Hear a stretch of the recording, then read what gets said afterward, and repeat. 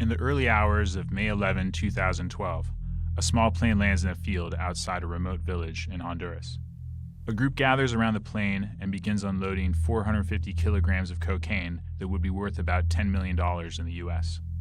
Elite U.S. drug enforcement agents are about to step in and try to seize the shipment, but not everything goes as planned. What you're about to see is a drug raid that turned deadly. This infrared footage was captured from high above by a P-3 surveillance plane operated by the Department of Homeland Security. I filed a Freedom of Information Act request for the video. It took about 5 years and a federal lawsuit before the DEA finally released it in August 2017. At this point, we see the truck with the cocaine driving through a village to a river where there are several boats. About 20 individuals offload the bundles into one of the boats. Meanwhile, U.S. helicopters fly to the scene. As they approach, most of the drug runners scatter. But a few stay behind to move the drug-filled boat away from the village. About 10 minutes later, a U.S. helicopter descends, carrying special DEA paramilitary units and Honduran police officers. The remaining traffickers flee the scene. After deploying the agents, the helicopter uses the air from its blades to push the abandoned boat to shore. About 15 minutes later, a DEA agent and 2 Honduran officers commandeer the boat with the drugs on it. Their goal is to pilot the boat back to the village to transfer the cocaine into the helicopters. One agent tries to start the engine, but it stalls, and the boat begins drifting. Shortly after, a second boat appears. It's a water taxi, but U.S. agents and the Honduran policemen don't know this. 16 people are on board.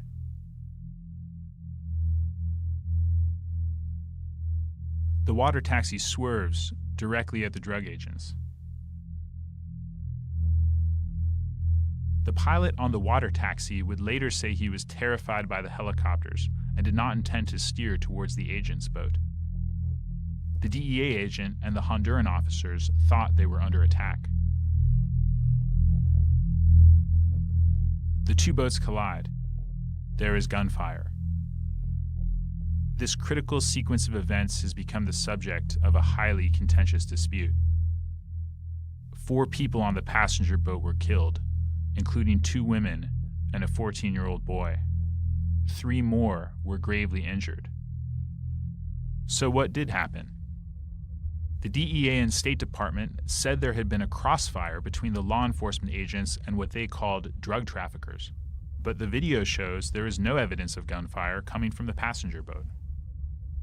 We hired a forensic expert to analyze this video, and they found that there was one flash from the passenger boat that was possibly consistent with a gunshot, which we can see here. However, they also said it could have been caused by any number of things, including a bullet hitting the engine of the passenger boat. That was the same finding that an analyst hired by the State Department made when they were looking at the video, that one flash from the passenger boat shows a bullet hitting the engine. The video clearly shows gunfire from the DEA agent's boat.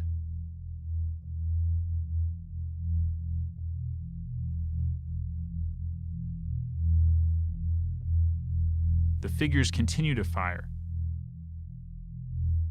even after some passengers have leapt or fallen into the water. In all, the passenger boat was hit by 19 bullets, including from helicopter machine gun fire after the collision. The drug agent's boat was not hit by a single bullet. This video appears to show a one-sided shooting, not a crossfire, as the DEA contended. Law enforcement agents mistakenly fired on a boat full of civilians, killing 4. The conclusion that the shooting was one-sided is now backed up by an official report by 2 inspectors general. But the DEA and State Department stuck by the story of a crossfire for more than 5 years. They told Congress that the proof was in this video, a video that they never wanted you to see.